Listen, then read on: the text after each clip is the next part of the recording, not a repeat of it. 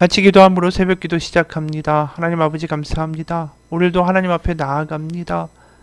우리를 기다리시고 지금 하나님께 무릎 꿇는 나를 하나님 얼마나 기뻐하실지 설레임으로 나아갑니다. 하나님은 지금도 나를 바라보고 계시고 나와 말하고 대화하기 원하시며 나의 진정한 고백을 듣고 싶어 하시는 우리의 아버지심을 믿습니다. 이 시간에 하나님을 기쁘시게 하고 하나님 안에 거하고 하나님과 함께 살아가는 하나님의 하루의 시작이 되게 도와주옵소서. 예수님 이름 받들어 기도합니다. 아멘. 오늘은 시편 97편입니다. 시편 97편입니다. 여호와께서 다스리시나니 땅은 즐거워하며 허다한 섬은 기뻐할지어다. 구름과 흑암이 그를 둘렀고 의와 공평이 그의 보좌의 기초로다.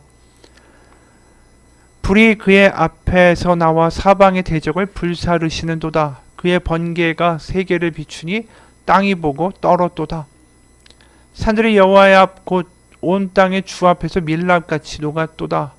하늘이 그의 의를 선포하니 모든 백성이 그의 영광을 보았도다. 조각한 신상을 섬기며 허무한 것으로 자랑하는 자는 다 수치를 당할 것이라. 너희 신들아 여호와께 경배할지어다.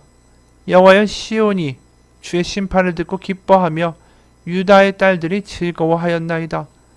여호와여 주는 온 땅 위에 지존하시고 모든 신들보다 위에 계시나이다. 여호와를 사랑하는 너희여 악을 미워하라. 그가 그의 성도의 영혼을 보존하사 악인의 손에서 건지시느니라. 의인을 위하여 빛을 뿌리고 마음이 정직한 자를 위하여 기쁨을 뿌리시는도다.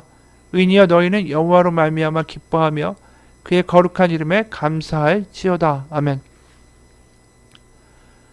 오늘은 기뻐하라 라고 시작하죠. 여호와께서 다스리시나니 땅은 즐거워하며 허다한 섬은 기뻐할지어다. 기쁨의 이유가 뭘까요? 여호와가 다스리신다라는 거예요. 이게 뭐 뻔한 이야기 아닌가 이렇게 생각할 수 있지만 이것만큼 대단한 말씀이 없죠.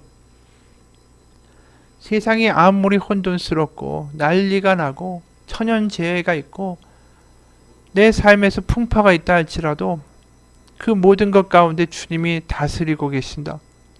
이게 믿겨지면 기뻐할 수밖에 없어요.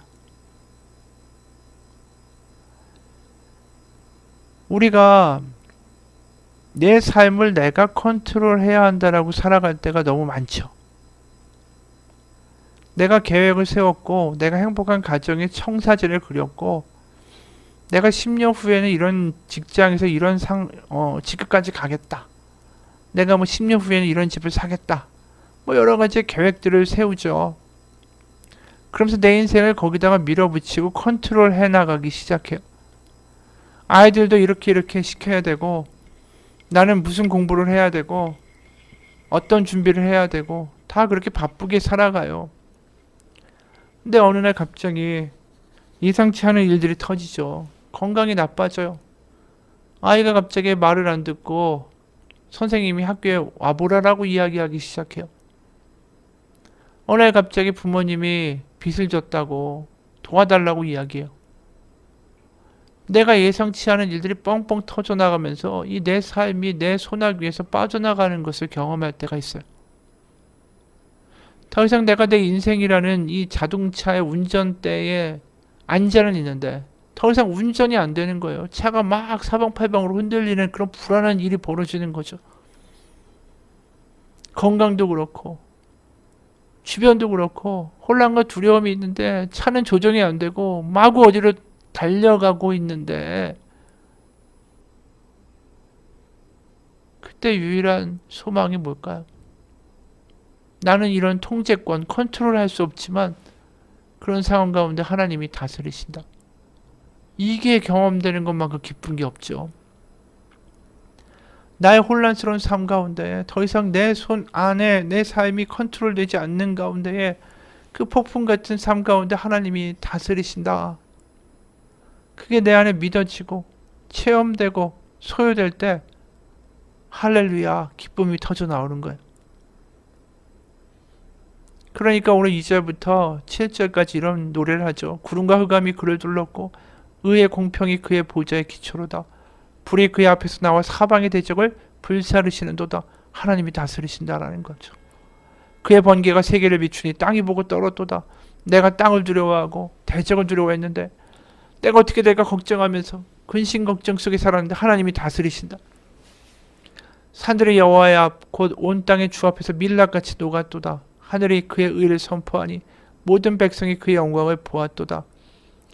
조악한 신상을 섬기며 허무한 것으로 자랑하는 자는 다 수치를 당할 것이라. 너희 신들아 여호와께 경배할지어다. 이 이야기는 초지일관 이야기야. 하나님이 다스리신다.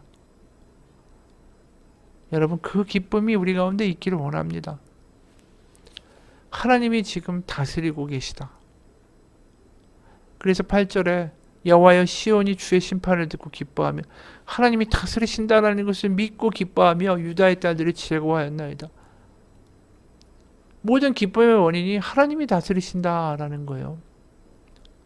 내 인생도 내 미래도 주님의 손 안에 있다라는 확신이 들 때에 우리는 즐거워하고 기뻐할 수 있고 자유할 수 있는 거죠. 왜냐하면 그 하나님은 우리를 위해서 그 아들 예수 그리스도까지 십자가를 못 박아 죽이신 우리를 사랑하시는 우리의 아버지시기 때문에 그분이 살아계시고 나를 기억하시고 나의 삶을 그분의 손바닥 위에 두고 보호하시고 다스리신다. 그게 우리 가운데 큰 기쁨이 될 수 있다는 것입니다. 내가 원하는 게 이루어지는 게 기쁨이 아니에요. 내가 원하는 것이 이루어지기도 하지만 그것도 이룰 수 있는 게 인생 아닙니까? 인생이라는 게 늘 기쁜 일만 있고 내가 원하는 대로만 되는 게 아니잖아요. 내가 컨트롤하는 삶 가운데 하나님마저도 우리는 컨트롤하기 원할 때가 많아요. 내가 원하는 청사진과 가정을 향한 그림과 남편이 이래야 되고 아이는 이래야 되고 이런 삶이 이루어져야 됩니다. 그 그림대로 컨트롤할 수 있도록 하나님이 그걸 다 컨트롤해 주세요. 내 컨트롤 안에 하나님마저 컨트롤하려고 하는 인생이 아니라 정말 하나님이 다스리십니다. 내 삶의 모든 걸 하나님이 다스리십니다. 그 고백이 우리의 진심으로 우리의 이 뱃속 깊은 곳에서 나올 때 상황과 상관없이 기쁨이 그때부터 나오기 시작해요. 그게 큰 위로고 그게 우리의 믿는 자들의 능력이 아닐까 생각합니다. 근데 이제 10절에는 또 다른 맥락으로 이야기가 좀 진행이 되죠.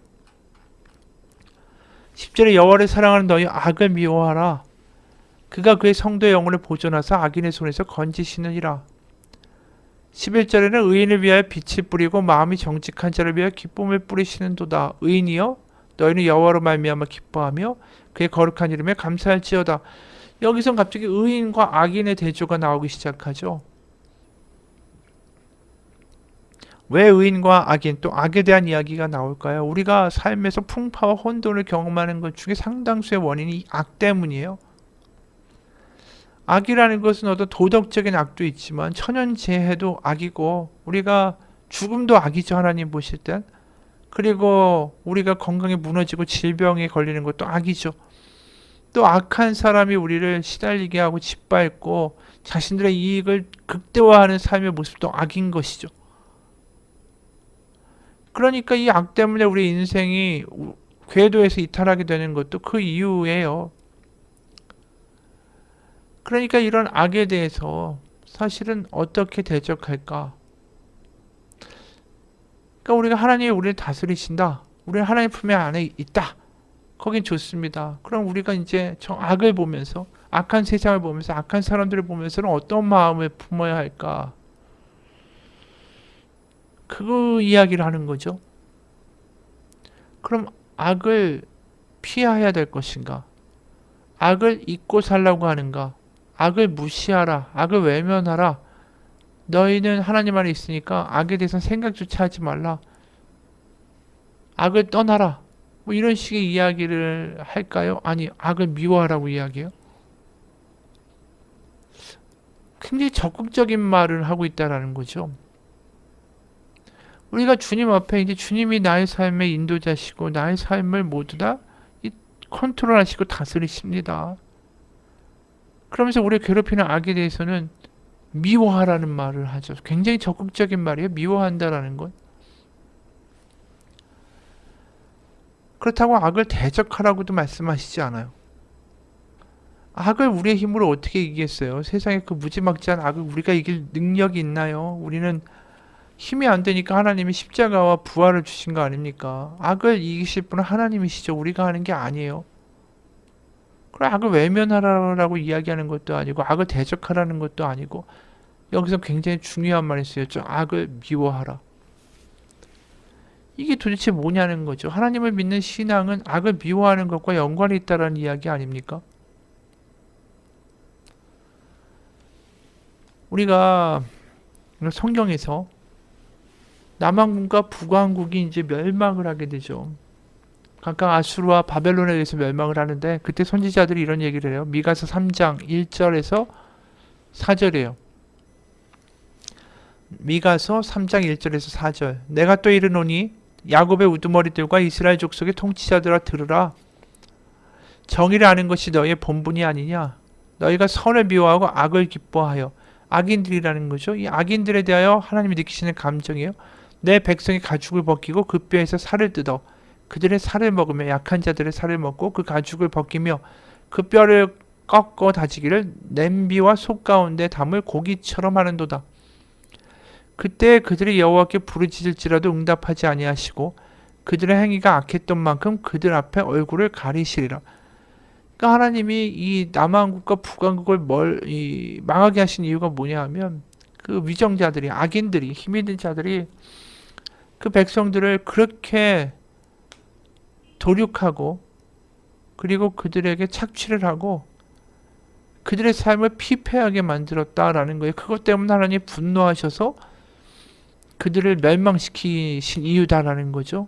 이사야 1장에도 이런 말씀이 나와요. 이사야 1장 16절에서 20절이에요. 너희는 스스로 씻으며 스스로 깨끗하게 하여 내 목전에서 너희 악한 행실을 버리며 행악을 그치고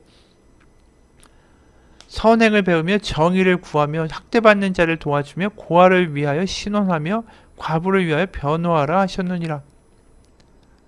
너희가 거절하여 배반하면 칼에 삼켜지리라 여호와의 입의 말씀이니라. 반복적으로 하시는 말씀이 뭐냐면 이 나라가 멸망하는 이유가 외적의 침입이나 국방력이 약화되고 뭐 강국과의 외교에 있어서의 어떤 부재 아니면 내전이 일어났거나 지도부가 어떤 혼란을 일으켰거나 이런 것 때문에 나라가 멸망했다라고 말씀하시지 않고 이 약한 이들을 짓밟는 악인들에 대한 하나님의 분노 그리고 반대로 그 악인들에게 밟혀서 신음하는 이들에 대한 하나님의 그 안타까운 긍휼이 결국 그 나라들을 다 패망시켰다라는 거예요. 그러니까 하나님이 이 악에 대해서 미워하시는 마음이 우리가 성경을 읽다 보면 절절해요. 그러니까 하나님이 악을 왜 미워하실까요? 죄를 왜 미워하실까요? 하나님의 아끼는 백성들을 괴롭히니까. 예수님이 이 땅에 오셔서 바리새인들을 독사의 자식들이라고 저주하신 이유가 뭐냐면 이들이 돈을 밝히고 힘든 이들에게 더 힘들게 만드는 짓거리를 하니까. 그리고 성전에서 제사장들의 끈아풀인 장사치들을 다 채찍을 치시고 상을 주시고 엎으시고 분노하셨죠. 그러니까 우리가 예수님을 봐도 예수님의 마냥 사랑의 모습만 있는 게 아니에요. 분노하시는 모습이 있어요. 하나님도 사랑과 열심과 은혜만 있는 게 아니죠. 분노하시는 모습이 있어요. 그 분노의 초지일관의 대상은 악이었어요. 악. 우리가 성령이 충만하면 그 마음을 알게 돼요. 하나님의 자녀들을 넘어지게 하고 쓰러지게 하는 것들에 대한 분노가 있는 거죠. 선한 분노가 있는 거예요. 오늘 악을 미워하라는 이야기는 다른 게 아니에요. 선한 분노를 갖는 것이 믿음이라는 거죠.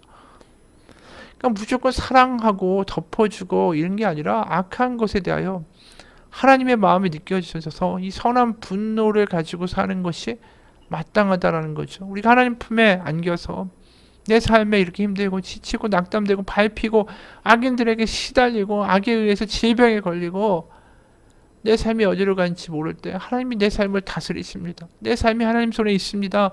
하나님 제가 기뻐합니다 하면서 동시에 우리 마음에 드는 건 나뿐 아니라 수많은 이들을 짓밟고 도륙하고 지금도 억압하고 있는 악에 대해서 미워하는 마음이 하나님과 똑같이 들을 때 그게 진짜 신앙이다라는 거죠.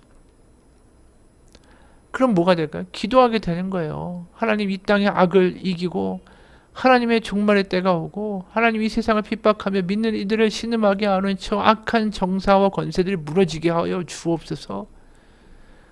하나님 내 삶이 지금 이런다 할지라도 하나님 손안에 있음을 믿습니다. 하나님 저를 지키시는 하나님이요.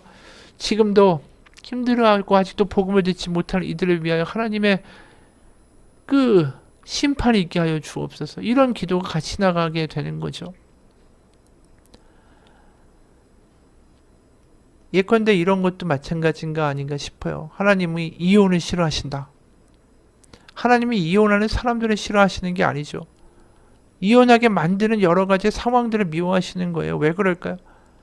맞벌이 하면서 살아야 돼요. 먹고 살려니까 세상이 악해요. 있는 사람들은 더 많이 가져가고 가난한 사람들은 더 먹기 힘들어요. 그런 상황에서 근근히 둘이 살아가다 보니까 지치니까 싸움도 하게 되고 다투게도 되고 그러면서 이혼하게 되고 상처 입게 되고 자식들도 그 이혼의 상처를 안고 살아가는 거. 그렇게 만들어버리는 그 악한 것에 대하여 악한 세상에 대해 하나님이 분노하시지 않을까요? 마찬가지예요. 실제로 에베소서 6장 12절에 이런 말씀이 있죠. 우리의 씨름은 혈과 육을 상대하는 것이 아니오 통치자들과 권세들과 이 어둠의 세상 주관자들과 하늘에 있는 악의 영들을 상대함이라. 하나님이 우리를 사랑하시는 만큼 우리를 무너뜨리는 것에 대한 것도 하나님 그렇게 크게 분노하실 수밖에 없는 거죠. 자식이 병에 걸리면요. 자식이 병에 걸렸다고 자식을 탓하는 게 아니죠. 자식은 너무 안 됐어요. 근데 가장 미울 게 뭘까요? 병이죠. 병. 내 자식을 괴롭히고 있는 그 병이 얼마나 믿겠어요.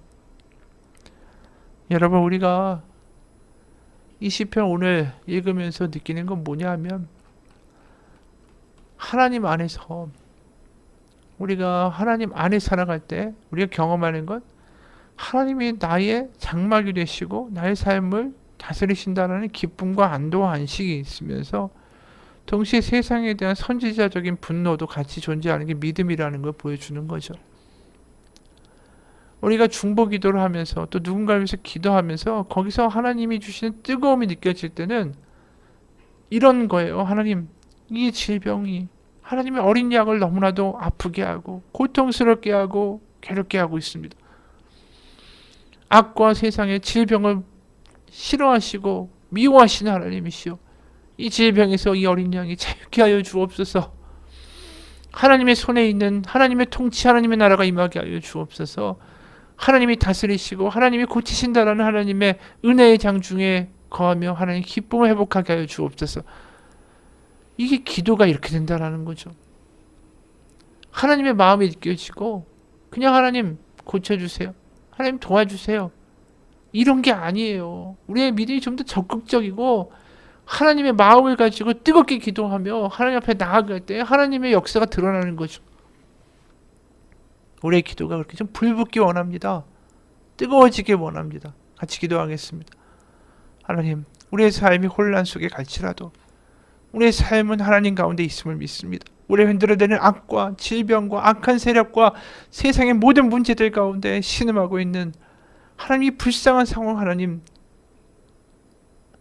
주님의 능력으로 승리하게 하여 주옵소서.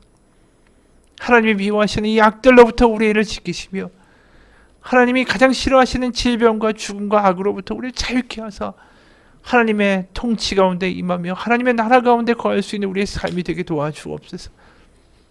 우리는 하나님의 백성입니다. 예수 그리스도의 이름 받들어 기도합니다. 아멘.